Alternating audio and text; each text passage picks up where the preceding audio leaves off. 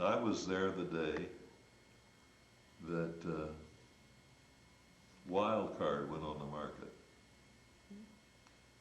And I've told people this, back about 10, 12 years ago, there was a big, huge argument going on about who put this out and so on. And I wrote in my column, I said, I was there, and here is the unvarnished, real truth about, you know.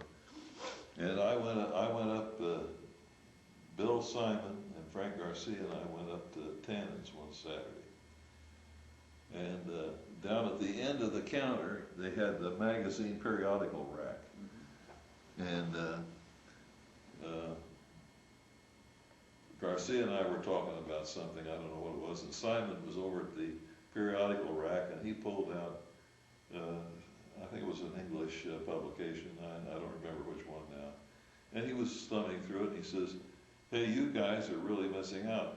You're over there arguing about who's got the best bottom deal, and I'm reading a really strong commercial trick in here. And so Garcia went over and says, all right, let me look at it. And he looks at it and he says, hey, this is really something.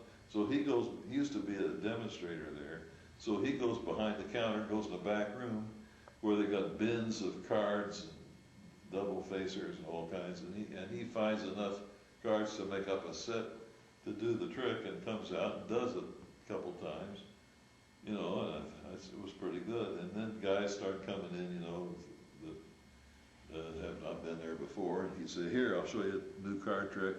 And finally Lou Tannen comes in, he's been somewhere, and he says, hey, Frank, did you just figure that out? And Frank says, well, yeah, you know, he was a famous thief. And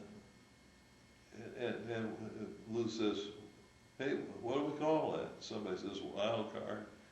And, you know, next day it was on the market. and Frank never said a word, you know.